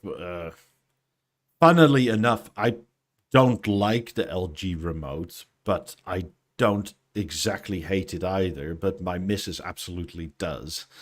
So somehow roles got reversed right now. For like our bedroom TV, she is like, I don't care what solution it is, as long as it functions with a Beo Remote 1. Yeah, once you get used to it. But to me, it's a constant struggle, especially like when we just sell a stage. People don't want to really pay, so they buy a stage and an LG screen. I usually try to convince them to buy the Beo Remote 1. But the problem is that if they have a Helix or whatever, then it's easier and less brain damage for us to service the product that they really don't have potential of using the way that other than a soundbar is on a 80-year-old grandma's house that just bought a new TV because the old one died. So with the soundbar and all this, they just scared to volume up and down, change the channels, and when it powers off, it all turns off. That's it. And the rest, like if they want, or the grandkids come in, it's airplayable. Yeah, it works. I recommend never to use a Bluetooth for anything, and that's that. I kind of hate Bluetooth personally. Yeah, Bluetooth is it's a great way to do things other than stream music. That's my my take on it. It's a necessity for earbuds, but that's where it ends to me. Yes, yeah. There is no, like, even headphones. That's a different story altogether. But as far as the interface, I appreciate the Bluetooth on the Beo Remote 1, but I don't. I have all of my stuff turned off on every product as far as the Bluetooth allow access and all this nonsense. It's all never connect, never fuck around, never be open. I mean, one of the how would you say, the things why I'm less jumping for joy for a new soundbar is if it is like, it's mostly the price, right? Because let's say it is $4,000, that is quite literally 4x the Sonos one. Yeah. Quality and sound, etc., is hard to put a number on, but I doubt it will be literally 4x as good. However, if the contour stays, that would make much more sense, right? Yeah, but then, again, it depends on what the design of the soundbar would be, right? Like, 'cause essentially, like, the contour has been designed off of stage completely stripped off. So Yeah. you're missing the aluminum trim, and the interface buttons are gone. Like, that board is never installed on anything. Might they go the And other way around this time? Like, where you design it with a contour-like TV solution in mind, and then you add trim to it to have it be a soundbar. either way they do it, I think the contour is a marketable product. Some of those pictures on the Discord, the gold contour on the anthracite black wall, like, it looks stunning. But man. that's kind of what I'm saying, right? They need to contour more than they need to stage. Yes. Well, I perceive contour as an actual Beo vision, right? It kind of is. It is a Beo vision, because also if you like, I did that contour 48 with a bespoke walnut grill, anthracite walnut, beautiful. When you turn on the soundbar by itself, the stage automatically identifies as a contour. Yeah. As soon as I've updated the software, and it automatically identified as a contour. And for all y'all that actually, are thinking of buying a contour with, for your Christmas and whatnot, and you are thinking of building it together by yourselves, you're taking a little bit of a chance. First, undo the screws. Second, when you put it all together, make sure that you update the theater first without anything interconnected between the panel and screen. Put them both on Wi-Fi, do it all, and then reboot the panel once it's up to date. Because now, weirdly enough, the LG has 2 updates in a fucking back to back. So you update the thing, it goes, oh, TV needs to restart, obviously. Then you turn it on, then it comes, accept the new terms. So you restart the TV again, because it needs, I don't know why. So it reboots, comes back on. Then you go back to the support menu. The goddamn auto updates are now checked off. So you turn it back on, and it goes, poof, there's another update. So, hold on a second. God, that's loud. Sorry, headphone users. Yeah. No, I'm in the fucking podcast. Yeah, it's my girlfriend. She's in Mexico. Well, buenos dias. Buenos noches for me. Fucking put this in disturb mode, because call this, man. Yeah, that's a BeoTime ringtone on absolute steroids, I guess. But yeah, I've had this goal for a long time. I mean, called the ringtone. It's nice. Oh man, the sun is finally going away, so I can actually see. But yeah, the contour is just elegant as hell, man. It's a very, very, very nice TV. And they borrowed the more or less the thin look of it from the Horizon. Yeah. Which I think the Horizon is the TV that should have never been. So is the no good generations. It's I mean, the new almost a generations mix of a BV11 with a Horizon. with the soft touch of BV9 on the sides. I mean, I like the look of it very much. It's just, again, the price, right? Like, it's sort of... The functionality is the limitation now, right? Yeah. Because it is running on the ASC platform, which is now the only product left in the portfolio that's doing that. So, it's a little bit of a feels bad, but if it's for grandma's TVs, so we usually put those together for people that live a very simple life. Luckily nowadays there's enough room to hide the little receiver boxes for the cable TV that people have, and it works very well, I must say. There's my seat. So, this sweater, ugly sweater nonsense, it actually bothers the piss out of me now. Fucking the wreath is killing.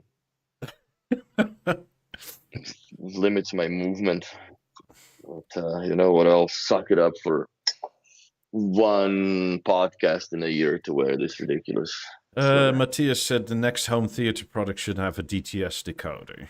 It's a joke that neither stage and theater have this. We can buy a Harmony, I guess. I don't think they're gonna come with that because it's a license, right? Yeah. If they already had worried about licensing it, they would have done it on a Mozart. Whilst I don't necessarily disagree for the price, right? Like, because why not have it? Why not even have a basic one? Yeah. Like, I don't always agree with their research, and this is probably, again, where they get it slightly wrong. Mm-hmm. But, like, none of the streaming services are in DTS anything. It's only discs, and it's not even the majority of discs. I think it's just underused nowadays based on their research. And I don't even have anything against DTS. Like, to me, I'm kind of agnostic on it. Like, it's sort of... Like, so, DTS is fine, Dolby is fine, like... Both are fine. It's just... I wish it was there, but I'm not really bothered that it isn't. Like, out of... Sandeep says, a lot of discs use DTS, all the Nolan films. Okay, so out of all... Watch something else. Let's say you buy the top 100 DVDs available right now, right? Like, how many have DTS? I would be surprised if it's over 20%. Well, it's more like encoded in Atmos now, isn't it? Yeah. So, and that's fully capable of or compatible with. So I don't know. I'm making another coffee. So like, I'm not saying it's uncommon on discs, but like, it's also not the majority by any means, right? Like, it's. I mean, I think originally when Top Gun came out, the Maverick one, the new one, it was DTS or some version of it. And they re-released it in Dolby, like 6 months later. Mm-hmm. Merry Christmas, Stefan. My geeky sweater. So, again, I'm not... But their research probably shows that almost nobody... take that however you will, right? Like 80% of customers use streaming only. Well, I wonder how much of that information that they gather, per se, from the log files, right, goes actually to some sort of a statistic measure to say, okay, well, dude, this is how much people don't use DTS, per se. Is it worth us burning money on the license for it? Yeah. Well, I mean, the only other thing is you don't just get a license if you pay, right? Like, you have to adhere to certain things generally. Of course. Well, and maybe that's where the rub is a bit, where, like, to get a license for DTS, we need to do things certain ways that are not optimal or we don't want to do in that certain way. Do you think it's conflicting with their true image process or how that goes? Maybe. Yeah, I don't know, right? I'm not that deep into it. No. But it's not nice like... to speculate. I mean, it's not just like I want an Atmos license. It's $5 a product. I'll just pay it. Like most of these, like Dolby, and I expect DTS to do the same. They have some sort of quality of implementation control on it. I'm sure they do. They have to. They have to have something. But I don't know. Overall, I gotta say, I have no like. I mean, I would like it to be there. Don't get me wrong. Like, I'm not saying it shouldn't be there or they made the correct decision. That's not at all what I'm saying. I would have liked it, even just for the bragging rights. This does all, right? Like, why not have the IMAX decoder thing on there as well? because like nowadays you can attach literally 20 speakers to it, and I'm one of the few that's nuts enough to actually do that. I'll get there eventually. Well, I have enough speakers to attach, not almost, but they're just spread out all over the place. Plus, I still got your freaking lab ones here. Well, if they're in the way, give them to Stefan. He'll take them down. Fuck. Too large. Well, it's not even boasts. They'd be wrapped because they're boxed. But yeah, Stefan, it's not a bad idea if you ever drive down to Florida. Yeah, Stefan, come down. Let's go house shopping for you. I'll help. Because when you go house shopping, take the lab ones, please, because then I get more room. To not worry about the storage. But yeah, they're heavy as fuck because they're together. The Beolab ones. Yeah, show the world what they look like. Right on, buddy. Sweet. I think they would fit in your. They would definitely fit in your. They fit in my Golf. Get the fuck out! How? In the middle? Yeah. Okay. There's no way the seats. Yeah, no, not the 90s, man. You need a freaking U-Haul trailer for that. You can bring one. Bring the master for now. So, yeah. Again, don't get me. I'm not saying DTS is niche. It's not. It is around, right? But it's not the majority of things. Yes. I mean, I would say Focal is a more niche brand than B&O. Yeah. But that doesn't mean that nobody has Focal or that it's not around. Like, it's a similar thing, right? Like, I would say like what is it? Like the IMAX encoding or decoding, whatever, is more niche than DTS. But in online streaming, DTS is just not a thing. It's like I don't think there's a single service that uses DTS other than maybe Sony's internal streaming. Mm-hmm. Like you need a Sony TV and a subscription to their catalog of streaming stuff. What's a PS5 format? Dolby Atmos, I guess, right? Most of the games. I think so, yeah. Or 5.1. I wish it was there, but it's. I can try and inquire again why it isn't, but I bet you it comes down to like the idea of like it's a pain and it's not really worth it for them as the developer side, and it's.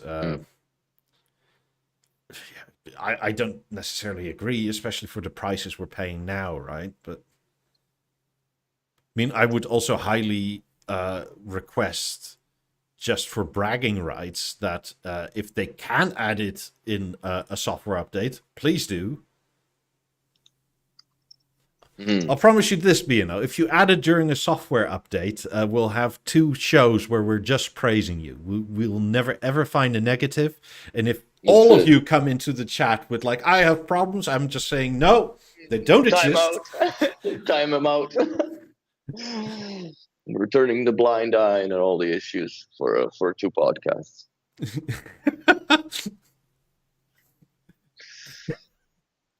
But yeah, well, there's always going to be something that is quirky with that product. I mean, I'll have to find out what exact degree like Strur is northeast of me, right? And I'll do my 5 daily prayers to Strur if you add it.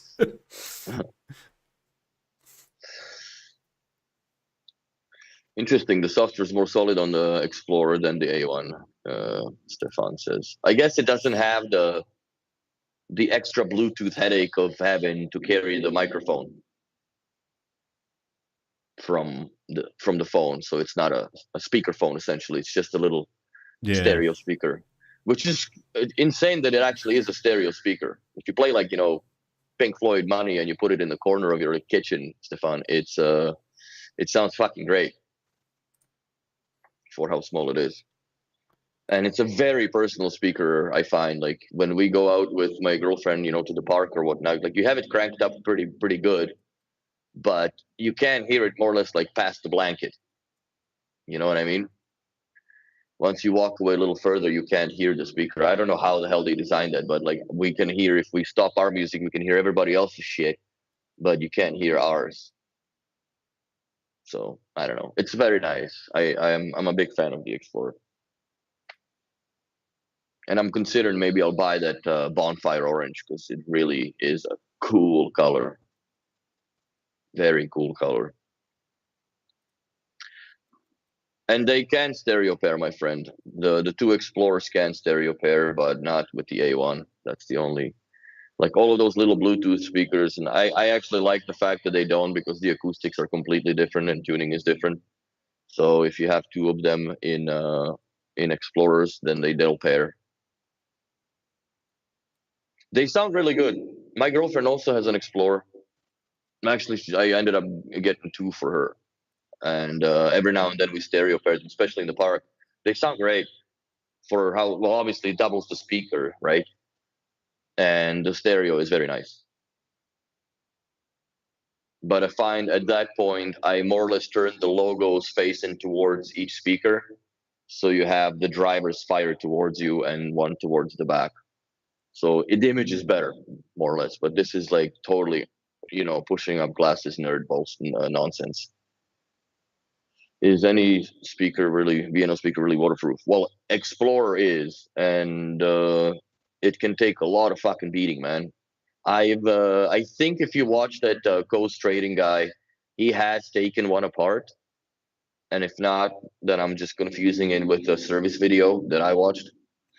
And there's a lot of seals in it, man. Like it's really like the water doesn't get in past the plug of the USB-C inside of it. It doesn't go in. The thing, this is where language becomes really important, right? Because waterproof is quite different than water resistant. Yeah. Waterproof essentially means that you can drop it in your pool or whatever, and regardless of time, it'll be fine. I think at some point the drivers will give in and the water will seep in. Yeah, but water resistant is quite something else, right? Yes. So, I mean, put it this way. My E8s were water resistant because they fell into a mop bucket. And they worked. I dried them out and they worked fine. It's not a dictionary thing. It's literally a different standard. So, what is it? I think the A5 is IP57 or 67 or something like that. Same as the E8 Sports, right? That means they can be rained on. They can be in, I think, like a meter of water for like 30 minutes before something bad happens. Yeah, submerge up to 1 meter. Or so. There's there's all sorts of standards of this. Yeah. Because the depth of water also changes the pressure, and that also matters. So waterproof, quite honestly, means like a submarine is waterproof, right? Yes, but only to certain depth. Yeah, yeah. So is everything, But a lot of things are water resistant, like absolutely. Like an A1 doesn't really care if you shower on it, but if you, I don't know, put it in a bucket of water for like a day, then it'll probably be dead. So I think that the driver would, because it's like a paper-based driver. I don't know if it's wax coated or something, no, the newer ones have a different driver than the old A1s. So obviously, and the standard also improved a little bit because the first generation of A1s, I don't think they were even water resistant. Yeah. I mean, yes, I know I guess it's the talk of words, but they do mean completely different things as far as also not just the warranty sake, but how the specifications are rated for those. Yeah. So, yeah, like put it this way: if you have an Explorer and you got it all fucked up in the mud, you can wash it in a running water under a sink, and it'll be fine. Just make sure you dry it out. Yeah, David says IP rating is used for water and dust resistance. Yes, exactly, but that is resistance is not proof, right? Like technically a bulletproof vest is not really bulletproof other than for one. Yes. Ed's asking, what did I do with my my shape? My shape is in the boxes, bro. I'm not putting it up on this in this apartment. More or less because I have no room, no more wall space to put it on logically, and I'm not doing it in the hallway because that's just ridiculous. But yeah, that answers that question. I mean, so if by, I don't know, if you mean by waterproof, like, are there certain speakers that can absolutely get wet? Yes, there's several. I mean, I think Henrik still has a Beosound 1 in his bathroom, and look, even M3s, right? They can get damp as hell, and they'll be fine. But I wouldn't necessarily go and actively seek out to dunk them in water. Yeah, I have a level now in the bathroom, but before that I had an Explorer for 2 years in my small that fucking jail cell that I lived in. And yeah, like I took showers, man. The thing was steamed up. Fucking couldn't see the mirror, obviously, right? And even the Essence remotes that I had, they got the aluminium ring got wet because of the condensation of the aluminium, right? Yeah. Just reacts different than the plastic. So I would just, wipe it off as I finished with the shower. And I've never had an issue with the Explorer whatsoever. Or not Explorer, I mean Emerge inside. I've never had an issue with a Beosound 1, and I've had that in the bathroom for years. Yeah. So is M3 that I've had in the bathroom for years in Calgary. I mean, Eric has an M3 in his bathroom. As far as that I thing know, it will still fine. works. Yeah. Yeah, it'll be fine. So I wouldn't sweat that much, honestly, about. But I wouldn't. Yeah, like I don't know. Let's say the H100s are water resistant. I wouldn't necessarily go swimming with them. To put it that Fuck way. no! You're dumb if you do that. In my opinion, like you're just asking for fucking trouble. But if you drop them in the pool or whatever, you can still pick them up. They will work. Yeah, just dry them out. Just, I don't know, be sensible about it, I guess. Take out the rubber and all that nonsense, and I would just dry them out in pieces. But yeah, there's also logical reasoning to this argument. And why would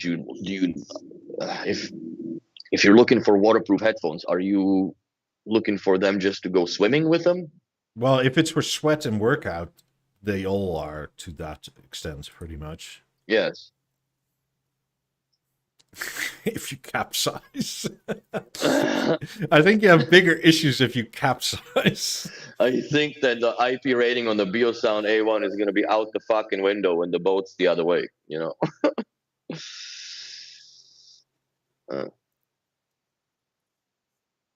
Be remote. Yeah, Halo is, if you updated it, it works now because you can actually do control proper through the theater and even the ASC, because I have the Harmony. I have the freaking V1 in the bedroom.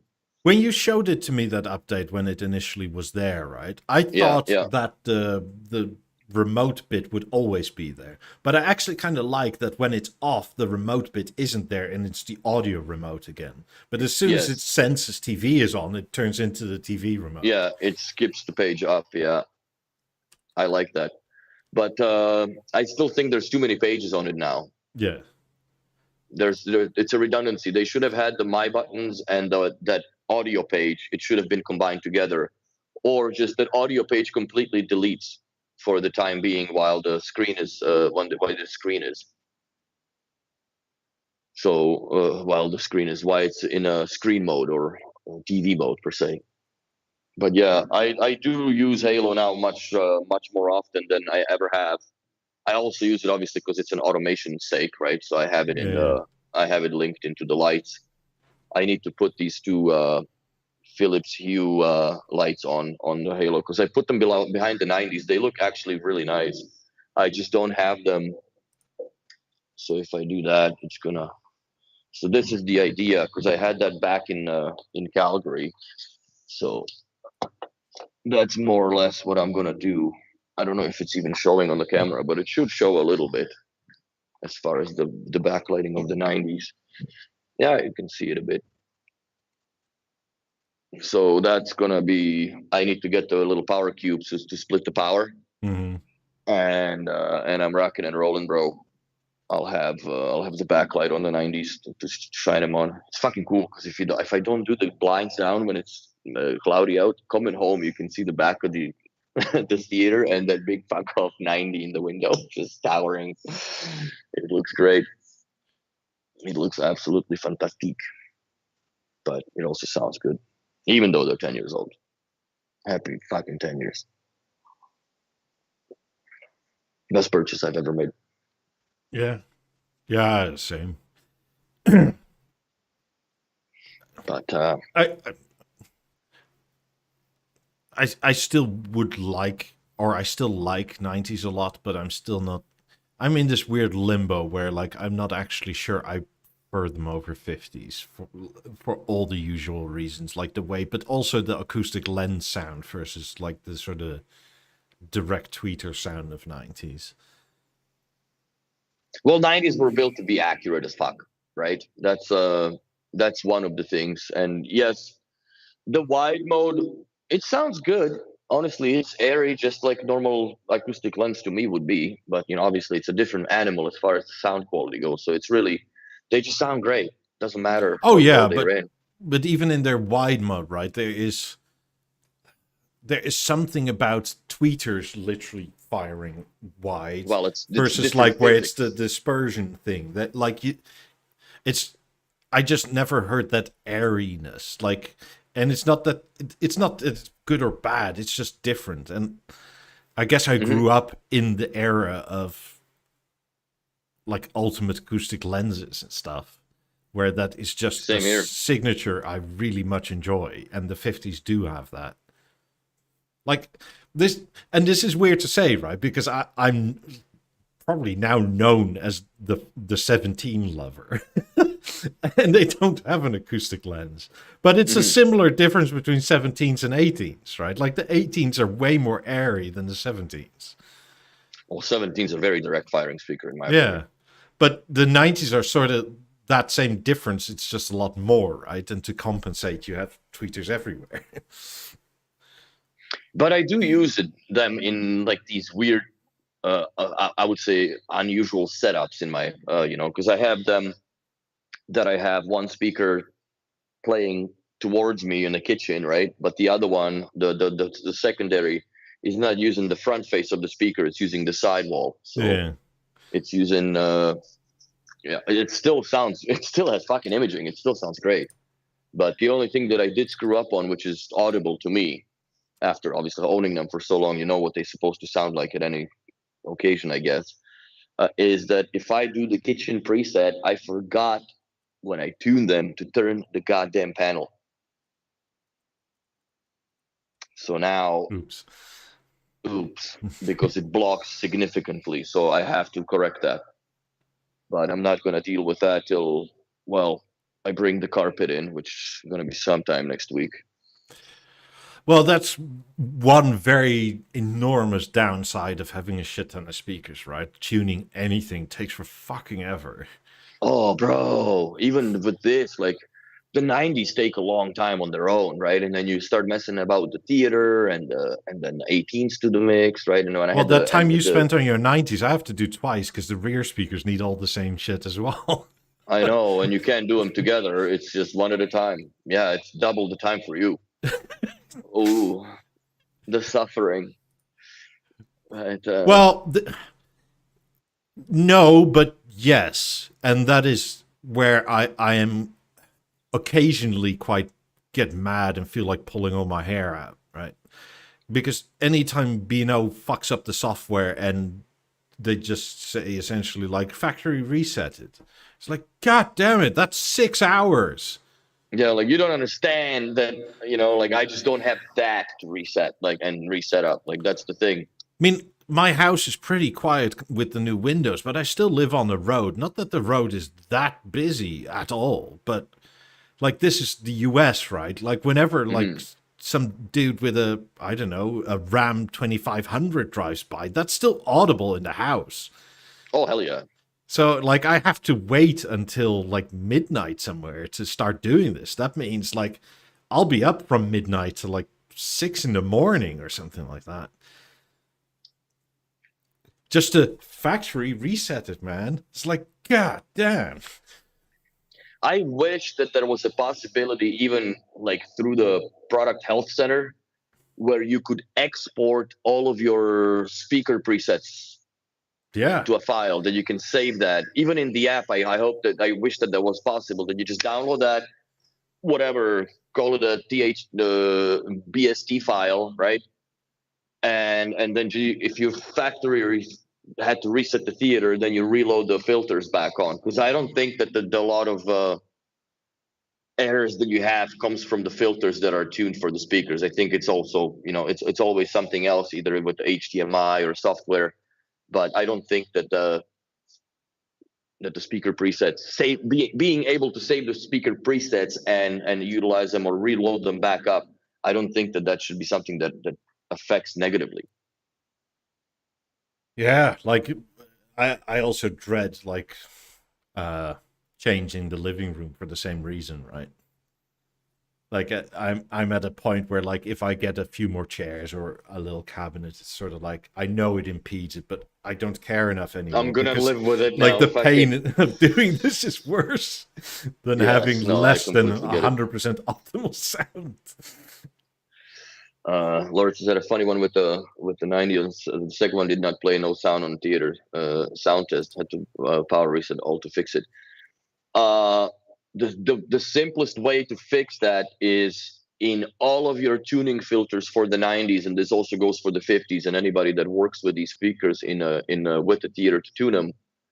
The latency has got to be set to automatic, because it is the theater that talks via data in the power link that tells the 90s and 50s what latency to switch and also what speaker preset they're supposed to be in or filter. Sure. So if you have the latency, and you have to go to each speaker, by the way, if you do it only on the primary and expect that it disseminates down to the other one, it sometimes doesn't. So I always check both filters or go through all of it, reboot them, and then if you run the tune, it works no problem. Mine have always been on auto, and I think it's actually sometimes a theater bug. And the way you can tell it's the bug is that if you go from the list of speakers that you want to include in your speaker tuning on the theater, right? If it says Beolab 90 or 50, but only one. That way you know for sure the secondary speaker will not play, no matter what you do. You might as well cancel it before you begin. And I've had that several times, not just in my place, also at a friend's place. Mm-hmm. Who has 90s, and we had the same issues there. And it's managed to fix it, then tried and got it all working, distances correct, right? Then tried to do another listening position. Couldn't make it. No, everything was on auto. It just wouldn't do it correctly. And I don't know why. I think it's a bug somewhere. I find that, because I've had that experience as well. I knock on fucking wood here. I did not have any of that experience with my own speakers when I was setting them up. But I had gone to one of our clients that bought a set of 50s from Kareem, but he also is very happy to go inside and fuck with them. And he just detuned the shit out of the system, right? So I had to go back and fix it. And it wasn't even that he's detuned them. That was another thing. But he also added a set of 18s in the rear. So you're fucked. You have to go and retune the theater, right? I didn't have to retune the speakers because that, putting two 18s to the back of the 50s will not necessitate to recalibrate the 50s. Yeah. That's bullshit. So but I retuned the theater, of course, because we assigned the speakers as new, and man, it fucking failed like 3-4 times in a row. It fell to the point where I'm like, you know what? You only got the projector going into this goddamn thing and a cable TV box, so I'm factory resetting the theater. But I did not want to do the fucking 50s, man. I didn't bring the microphone. No, I did bring the microphone. But I didn't need it because, like I said, I didn't need to reset them. But I had to go back and power cycle them fucking like 3 or 4 times just to make sure that they stay in automatic mode. and then it just went through, and it was fine. So this is kind of interesting, right? So It's right across even. I've never seen that in our polls before. But yeah, is DTS a must on the theater? Yes, would be nice. Don't need it. That's kind of where I am. Yes, I must have it for disc. Also 25%. No, doesn't really matter to me. Also 25%. I don't use disc. So at least 20% of people, or 22% of people don't use discs at all. I use disc, but they go straight to the Plex server. So but I don't use disc that often anymore. It's very much a minority. It's interesting. And I think this is probably where, like, if B&O did something with a much larger sample size, that you would probably get to a 75-25% where people must have it versus the rest sort of like are some version of like, I don't really care as long as it works. Because it's not like it's unplayable, right? You just get the layer below it, but it's not optimal. Yes. So it's... you can't have it all, man. Sometimes, you can't have the cake and eat it too. So I guess that's how B&Os look at it. And this poll is pretty straightforward, like how across it is. It's very even. I mean, Harmony has DTS, but no Atmos. I'm surprised that more people say, are not in the 22%. But I guess the 22 and 25 is the same. Similar. More or less, yeah. So, Yeah, so this is probably where how they came to a similar decision, right? Like, I don't know, maybe they did some market analysis of which discs are available, and yes, the Nolan people are around, but how many of the B&O people are diehard Nolan fans? I kind of am one. But I'll tell you what, even without the DTS encoding, it still sounds fucking amazing. Yeah. No, I agree with you completely. I honestly, I'm not really that codec worried, let's say, about what's coming out of my theater because it all sounds great. Like, it doesn't matter what it's like on the Netflix and whatnot. It just sounds great. I don't know how to explain it, but it doesn't really make any difference to me. Some in the beginning when the theater had some issues with the software and they were like on a 2 point something, it was kind of fucked up because the Atmos had different vocals than your regular surround stream, so that was a little weird. And then the bug with I think it was the Crave, that was only fucking 2 channels that we've had a problem with, as far as the like clients complaining that the surround sounds fucked up on the Crave, but that was app based, nothing that B&O or we could control, even through image or not.